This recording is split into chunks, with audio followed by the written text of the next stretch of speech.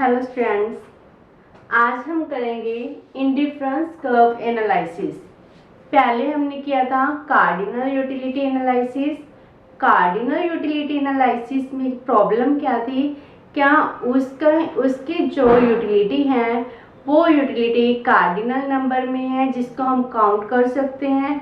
और हमने इसी बात को क्रिटिसाइज किया था कि एक human consumer is not a calculating machine. वो कैलकुलेटिंग मशीन नहीं है, वो हर टाइम एनालाइज नहीं करता कि मुझे कोई कमोडिटी कंज्यूम करने से कितनी utility milli.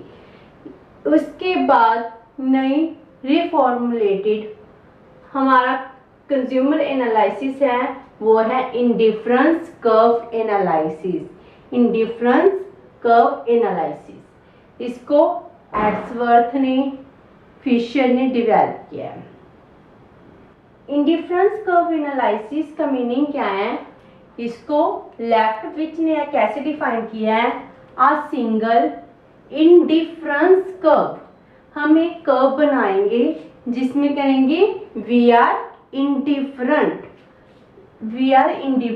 It is an indifference curve which shows that different combination of commodity X and Y.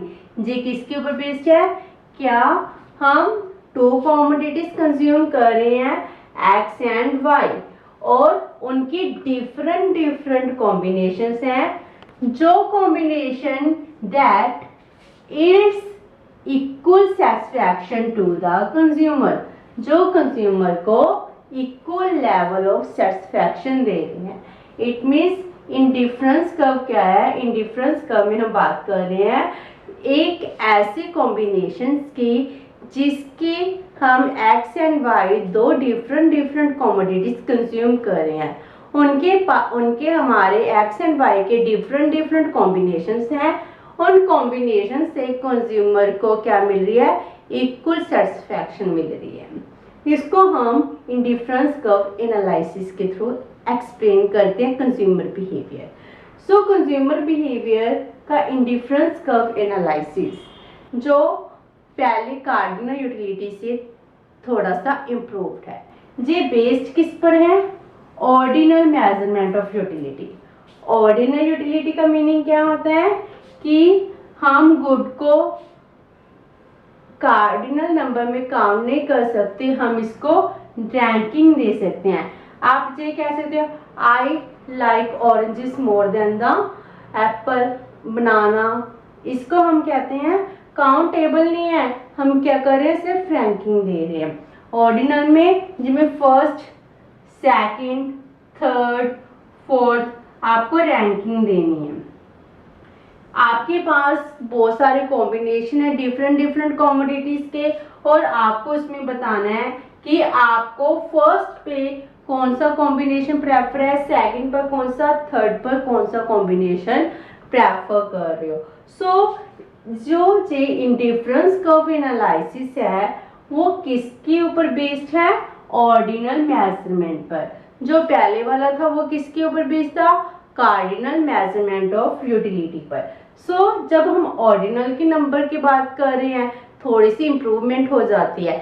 Consumer अपने आप को ये नहीं कहता कि मैंने कोई कमोडिटी कंज्यूम की उसको मुझे कितने यूटिल्स मिले, लेकिन मैं जरूर ये कह सकती हूँ अगर मैंने एप्पल कंज्यूम किया तो उससे मुझे सेटिस्फैक्शन मिली है, एप्पल से ज़्यादा सेटिस्फैक्शन मिली है, ऑरेंजेस से कम मिली है। मैं ये बात कह सकती हूँ लेकिन ये नहीं कह सकती कितने यूटिल्स मिले हैं। अब हम इंडिफरेंस कब होता क्या है, इसको मीनिंग टेबल और डायग्राम के थ्रू एक्सप्लेन करते हैं। इंडिफरेंस कर्व क्या होता है, इसको हम एक्सप्लेन कर रहे हैं with the help of a table and diagram. अब जो जी इंडिफरेंस कर्व है, इंडिफरेंस कर्व क्या है, एक कॉम्बिनेशन है of the different commodities which gives him a equal satisfaction.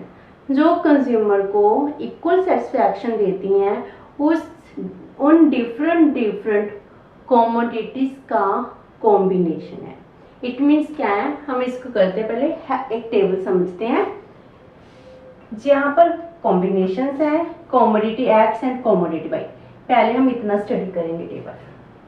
Combination A B C D, हमने 4 कॉम्बिनेशंस लिए हैं। फर्स्ट कॉम्बिनेशन क्या है कि कॉमोडिटी एक्स और कॉमोडिटी वाई। आप कुछ लगा सकते हो, मान लो यहाँ पर कॉमोडिटी एक्स में एप्पल्स हैं एंड कॉमोडिटी वाई पर ऑरेंजेस हैं। आपके पास एक कॉम्बिनेशन है एप्पल और ऑरेंजेस का, आपके पास एक एप्पल है और 10 ऑरेंजेस हैं। और आपके पास सेकंड कॉम्बिनेशन क्या है कि आप एप्पल की क्वांटिटी इंक्रीज कर दो, 1 से आप कितनी कर दी 2। अगर आपने एप्पल की कंजम्पशन इंक्रीज करनी है तो आपको ऑरेंजेस को सैक्रिफाइस करना पड़ेगा। तो हमारे पास सेकंड क्या है, ऑरेंजेस कितने हो गए 7, तो हमने कितने कर दिए 3 ऑरेंजेस सैक्रिफाइस किए। अब आपके पास है सी कॉम्बिनेशन। सी कॉम्बिनेशन में क्या है, और एप्पल की क्वांटिटी एक और इंक्रीज होगी, 1 2 3 हो गई एंड ऑरेंजेस आपके पास कितने हो जाएंगे 5 ऑरेंजेस हो गई। आपके पास जी कॉम्बिनेशन है 4 apples and 4 oranges. It means क्या है, हमारे पास डिफरेंट कॉम्बिनेशंस हैं A B C D of 2 commodities apple and oranges which give a consumer, जो कंज्यूमर को क्या दे रहे हैं इक्वल लेवल ऑफ सेटिस्फैक्शन। आप चाहे combination A combination B C और डी कोई भी कॉम्बिनेशन चूज करो, ये चारों कॉम्बिनेशन आपको क्या देंगे इक्वल लेवल ऑफ सेटिस्फैक्शन। इसी को ही हम इंडिफरेंस कर्व एनालिसिस कहते हैं। ये रेट कम क्यों हो रहा है इसको मैं बाद में बताती हूँ, ये 10 7 5 4 कैसे हुआ। अब हम इसको डायग्राम के थ्रू करेंगे। अब डायग्राम में क्या है, कॉम्बिनेशन ए, कॉम्बिनेशन ए में क्या है एप्पल्स, ओ एक्स एक्सिस पर कॉमोडिटी एक्स लेने हैं, वाई एक्सिस पर कॉमोडिटी वाई ले रहे हैं। इसको आप एप्पल्स और ऑरेंजेस भी कह सकते हो। कॉम्बिनेशन ए में first 1 unit of Apple and 10 units of oranges, हमारे पास बना ये कॉम्बिनेशन ए। सेकंड कॉम्बिनेशन क्या है B, 2 apples and 7 oranges. Third combination क्या है 3 एप्पल्स 5 ऑरेंजेस। उसके बाद फोर्थ कॉम्बिनेशन क्या है 4 एप्पल्स एंड 4 ऑरेंजेस। हमारे पास क्या बन गए 4 कॉम्बिनेशन बन गए। अगर हम इन चारों को मिला दें तो क्या बन गई हमारे पास इंडिफरेंस कर्व बन गई। Combination A combination B combination C combination D. Combination A gives him 10 units of oranges and 1 unit of apple. Combination B gives us 7 units of oranges and 2 units of apple. Combination C gives us 5 units of oranges and 3 units of apple. And fourth 1 1. Combination A B C D. ICP indifference curve को हम क्या कहेंगे IC। IC पर जितने भी combination है combination A B C D, ये चारे कॉम्बिनेशन एक कंज्यूमर को इक्वल लेवल ऑफ सेटिस्फैक्शन दे रहे हैं। Consumer is indifferent, consumer is indifferent among these combinations. Indifferent का मीनिंग क्या हुआ, क्या उसको किसी भी कॉम्बिनेशन में कोई डिफरेंस नहीं लग रहा, वो ये चारों के चारे क्या दे रहे हैं उसको इक्वल लेवल ऑफ सेटिस्फैक्शन दे रहे हैं, इक्वली पसंद है वो इन चारों कॉम्बिनेशन में क्या है, इनडिफरेंट है। सो इसको हम कहते हैं इंडिफरेंस कर्व। जे इंडिफरेंस कर्व पर जितने भी कॉम्बिनेशन होते हैं सभी के सभी कॉम्बिनेशन कंज्यूमर को इक्वल लेवल ऑफ सेटिस्फैक्शन देते हैं। इसी को हम कहते हैं इंडिफरेंस कर्व। ये था हमारा इंडिफरेंस कर्व का मीनिंग। अब आता है second point, marginal rate of substitution. Marginal rate of substitution.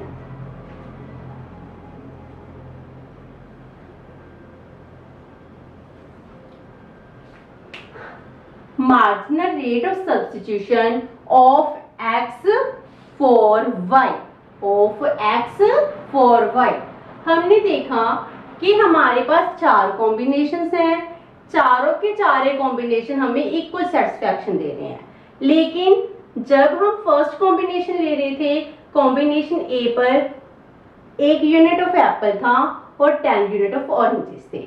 उसके बाद जब आपने सेकेंड यूनिट ऑफ एप्पल लिया, आपको 3 यूनिट ऑफ ऑरेंजेस सैक्रिफाइस करने पड़े। तो आपको एक एप्पल सब्स्टिट्यूट करने के लिए आप कितने यूनिट सैक्रिफाइस कर रहे हो, 3 यूनिट्स सैक्रिफाइस कर रहे हो। सो marginal rate of substitution, 1 unit substitute करने के लिए आपको जो रेट ऑफ सब्स्टिट्यूशन कितना पड़ रहा है, 3 यूनिट्स। लेकिन जब आपके पास एप्पल की क्वांटिटी इंक्रीज हो जाएगी एंड ऑरेंजेस की क्वांटिटी डिक्रीज हो जाएगी, आपकी इंटेंसिटी, आपकी इच्छा फॉर द ऑरेंजेस इंक्रीज हो जाएगी। आप एक मोर यूनिट ऑफ एप्पल परचेज करने के लिए कम यूनिट ऑफ ऑरेंजेस सैक्रिफाइस करना चाहोगे। सो जब हम थर्ड कॉम्बिनेशन ले रहे हैं सी, उसमें 1 यूनिट ऑफ एप्पल इंक्रीज करने के लिए हम 3 नहीं 2 यूनिट्स ऑफ ऑरेंजेस सैक्रिफाइस कर रहे हैं। क्यों? क्योंकि हमारे पास ऑरेंजेस की क्वांटिटी डिक्रीज करती जा रही है, इसकी इंटेंसिटी इंक्रीज करेगी। हम चाहेंगे ऑरेंजेस भी हमारे पास ज्यादा होने चाहिए। सो marginal rate of substitution of x for y is decline from 3 to 2। ऐसे जब डी कॉम्बिनेशन देखा, 4th यूनिट कंज्यूम करने से हम सिर्फ 1 यूनिट ही सैक्रिफाइस करने को रेडी हैं। क्यों? क्योंकि हमारे पास एप्पल की क्वांटिटी इंक्रीज कर गई और ऑरेंजेस की क्वांटिटी डिक्रीज करती जा रही है। तो हमारे मार्जिनल रेट ऑफ सब्स्टिट्यूशन क्या हो रहा है, डिक्लाइन कर रहा है। जब हमारे पास कोई चीज एक्सेसिव होती है, बहुत ज्यादा होती है, तो हम कहते हैं आप कितनी मर्जी क्वांटिटी ले लो, हम ज्यादा यूनिट सैक्रिफाइस करने को तैयार होते हैं जब हमारे पास सेकंड कमोडिटी कम होती है। लेकिन जब सेकंड कमोडिटी भी इंक्रीज कर जाती है, लेकिन जो हमारी पहले एक्सेसिव अमाउंट थी वो कम होने लगती है, तो हमारी उसके लिए भी इंटेंसिटी इंक्रीज होने लगती है। That's why marginal rate of substitution क्या हो रहा है, डिक्लाइन करता है। इसी को हम कहते हैं मार्जिनल रेट ऑफ सब्स्टिट्यूशन। इसी को अब हम डायग्राम में देखते हैं। ये रहा combination A to combination B, जहां पर यूनिट चेंज इन एक्स है, this is change in Y. Change in 1 unit लेने के लिए हमें इतना सारा वाई यूनिट सैक्रिफाइस करना पड़ रहा है। अब जो एक सिंगल यूनिट 1 2 3 4, यहाँ पर चेंज इन वाई कितना हुआ, हमारे हुए 2 units. This is 3, this is 2, जहां पर कितना हो गया 1। 1 यूनिट लेने के लिए सिर्फ हम 1 यूनिट ही सैक्रिफाइस करने को तैयार हैं। इट मीन्स क्या है, marginal rate of substitution decline कर रहा है, जिसकी वजह से हमारा इंडिफरेंस कर्व स्ट्रेट लाइन नहीं है, it is convex to the origin. थोड़ा सा इन ओरिजिन की तरफ, इसको क्या कहते हैं, ओरिजिन। ओरिजिन की तरफ क्या है, बेंड है। इसको कहते हैं कॉन्वेक्स टू द ओरिजिन।